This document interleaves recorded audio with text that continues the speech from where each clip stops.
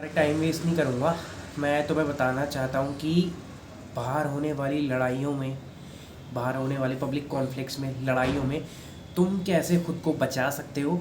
और बेसिकली मैं तुमसे एक स्टोरी या एक इंसिडेंट की तरह शेयर करके एक्सप्लेन करूँगा कि कैसे तुम खुद को लड़ाइयों से बचा सकते हो। तो मेरा ना मैं एक मतलब मैं जब मैं कॉलेज में पढ़ता था तो मैं अपने कैंटीन एरिया में था अपने दोस्तों के साथ। तो जेन्युइनली वहाँ पे दो बंदे आते हैं, ऐसे टकराते हैं।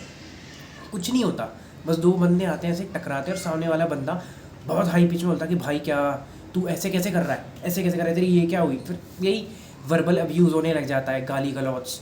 और दोनों हाई होके इतनी वो 2 मिनट की वर्बल कम्युनिकेशन अब्यूज़िव वाली इतनी बड़ी चीज़ में एक्सप्लोड होती है कि पता भी नहीं चलता कि वो फाइट इतनी लंबी फाइट, लंबी भी नहीं बोलूँगा, मतलब लड़ाई होती है और वो एक भयानक टर्न ले लेती है। और मैं यही चाहता हूँ कि अगर तुम ऐसी सिचुएशन में फंसो या कोई भी ऐसी सिचुएशन में फंसे तो तुम उससे बाहर निकल कैसे सकते हो। सबसे मेरा पहला पॉइंट है, अगर तुम्हारी लड़ाई होती है स्पेशली लड़की से, और मैं तो यही कहता हूँ कि आज का टाइम जो चल रहा है कि इंडियन लॉ हमारा लड़कों के खिलाफ़ ही हो चुका है। हमारे इतने बंदे बड़े बड़े मतलब बड़े बड़े बंदे लड़के नीले ड्रम्स में जा रहे हैं। तो मैं नहीं चाहता कि तुम ये मिस्टेक्स करो और वहाँ से बचने के चक्कर में, गलत स्टेप्स लेने के चक्कर में तुम और उल्टा उसमें फंस जाओ।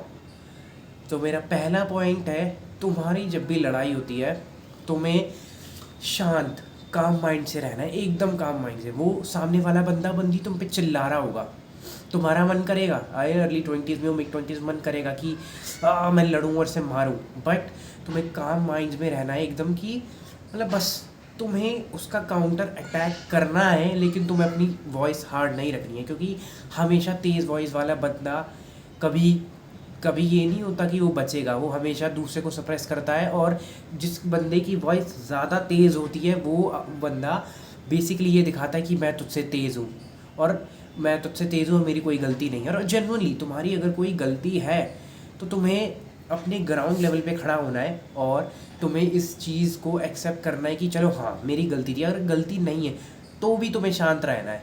तुम्हें इसे कोई तेज़ वायलेंट अब्यूज़िव रैंट की तरह नहीं इसमें इन्वॉल्व हो जाने की, सामने वाले की बंदे की तरह कि भाई हाँ तू अब मैं तुझे देख लूँगा, ये हो जाएगा, वो कर दूँगा, ऐसी तैसी कर दूँगा, ये कर दूँगा। तुम्हें इस चीज़ को ज़्यादा टॉप पे नहीं लेके जाना है। क्योंकि देखो वर्बली चीज़ में पता है क्या होता है, अगर तुम तेज़ बोलोगे ये चीज़ इतनी बढ़ जाएगी, गाली गलौज से बढ़ेगी, तुम सामने वाले का सर फोड़ोगे, सामने वाले तुम्हारा सर फोड़ सकता है। और ये चीज़ जा सकती है हाई अथॉरिटीज़ पर। छोटी छोटी चीज़ें मैं देख रहा हूँ, मेरे को एक इंसिडेंट मैंने देखा था कि एक बंदे ने मतलब एक कोई चाउमीन बनाने वाला ठेले वाला बंदा होगा, उसने चाउमीन नहीं डाली थी तो उस बंदे ने गुस्से में आके, कस्टमर ने उस बंदे को इतना मारा, भाई बंदा लिटरली खून खराब हो गया। पब्लिक तो तुम्हें जानते हो, इंडिया की सोसाइटी और समाज, पब्लिक बचाएगी कम, वीडियो पहले बनाएगी। तो ये जो मतलब ये होता है कि तुम इस मॉब लिंचिंग, इस भीड़ का हिस्सा तुम ना बनो। और तुम्हें, क्योंकि ये तुम्हारी चीज़ ना चंद मिनटों में तुम्हें ये भाई ख़त्म कर सकती है। क्योंकि ये लड़ाई वाली चीज़, मैं ये नहीं कह रहा कि लड़ाई करो ही मत, हाँ करो मत, फालतू लड़ाई पड़ने की ज़रूरत नहीं है। स्पेशली अगर तुम अपने दोस्तों में हो, ग्रुप में हो, तुम्हें कोई मतलब नहीं है, अगर कोई मतलब नहीं है किसी के पंगे अपने मत्थे लेने की। जेन्युइनली कह रहा हूँ, कोई मत्थे लेने की ज़रूरत नहीं है। क्योंकि भाई एंड में सर्वनाश ही होता है, बुद्धि ख़त्म ही होती है। और गुस्से में लिया हुआ डिसीजन और शब्द गलत ही होते हैं भाई। कभी नहीं, मैंने तो आज तक नहीं देखा ना सुना कि गुस्से में किया हुआ काम कोई भी की फ़ायदे में रहा है। तुम हमेशा से ऐसे बंदे को, सबसे पहले तो तुम अगर लड़ाई में फंसे हो ना, तुम्हें ऐसे बंदे को इग्नोर ही करना है। ठीक है भाई, सॉरी, तुम्हें बोलना क्या है, जनरली सॉरी भाई, हाँ गलती हो गई। अगर तुम्हारी गलती है भी नहीं ना तो तुम्हें ग्राउंड लेवल पे उसे काम माइंड से काउंटर अटैक करना है। तुम्हें यही यही देखना है कि मतलब कि ये हो सकता है कि मैं जो तुम्हें बता रहा हूँ सिचुएशन कैसी भी हो सकती है। ये तुम इस वीडियो को एक बेस लेवल की तरह लेके चलो कि अगर तुम किसी भी पब्लिक फाइट में फंसते हो तो तुम्हें वहाँ से निकलना कैसे। और हाँ, तुम्हें लड़ना नहीं है, तुम्हें वहाँ से निकलना ही पड़ेगा भाई। क्योंकि लड़ाई कभी फ़ायदा नहीं देने वाली। क्योंकि मैं भी जानता हूँ, क्योंकि मैंने देखी है, लड़ाई देखी है मैंने। और जो मैंने कॉलेज का इंसिडेंट बताया था, मैंने ऐसे कभी मॉब लिंचिंग वाले इवेंट्स नहीं देखे, बट मैंने लड़ाइयाँ देखी हैं जो कि अच्छे पॉइंट पे तो एंड होती नहीं है भाई। और स्पेशली इन कॉलेजेस और कहीं भी होती है, हाई अथॉरिटी आती है, कोई तुम्हें बस हटाएंगे, कुछ नहीं हुआ, तुम्हारा सर फटा, तुम्हें नुकसान हुआ, तुम बेड रेस्ट पे गए, तुम्हारी छुट्टियां पड़ी, तुम्हारा कुछ इम्प्रूव नहीं हुआ, तुम्हारी मेंटल हेल्थ ख़राब हुई। और हाँ, मैं ये ज़रूर कहना चाहूँगा कि तुम्हें लड़ना सीखना होगा। इसलिए नहीं कि तुम्हें सामने वाले बंदे को पीटना है, नहीं, मैं सीखूँगा तुम्हें लड़ना सीखना होगा ताकि तुम अपने करीबी बंदों को और किसी भी अपने लव वंस को तुम प्रोटेक्ट कर सको।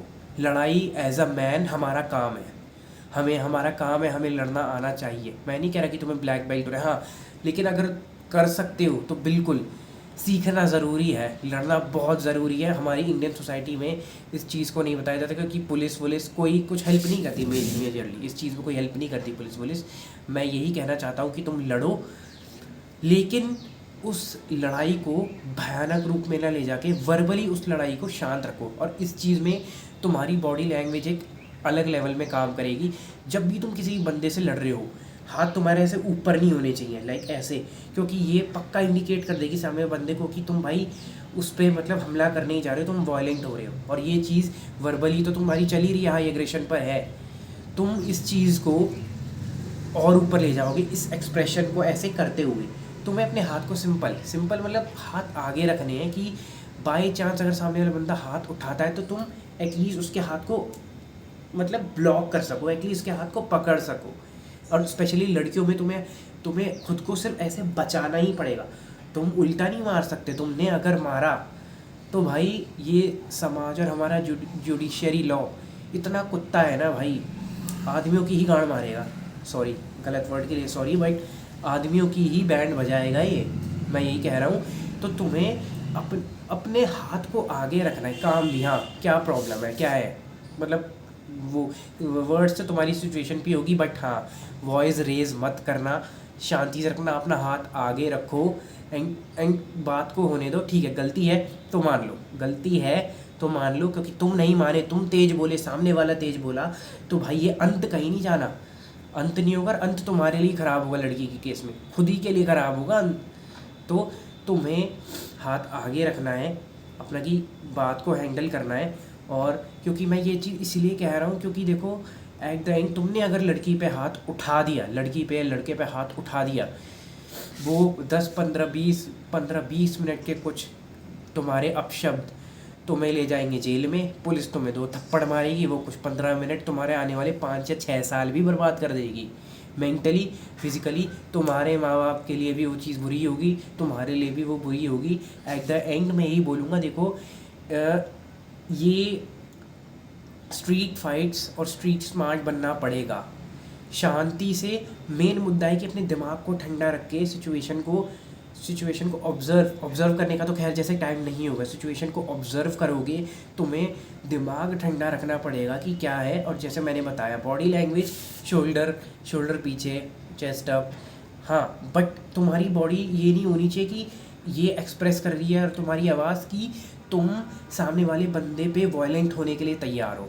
तुम्हें काम माइंड से ग्राउंड लेवल पे रहना पड़ेगा, जिससे कि तुम इस लड़ाई को तुम अवॉइड कर पाओगे। और बेसिकली तुम इस चीज़ से अगर तुम शांत और ठंडे दिमाग से सोच के तुम उस जगह से निकलोगे जितना जल्दी, तुम्हें ना कोई फिज़िकल हार्म होगा, मेंटल तो चलो भूल ही जाते हैं लोग, भूल जाते हैं, ना हार्म होगा, और तुम वहाँ से निकल पाओगे। तो अगर तुम्हें वीडियो अच्छा लगा तो शेयर करना एंड लाइक करना, और मैं तुमसे मिलूँगा अगली वीडियो में। Till then bye.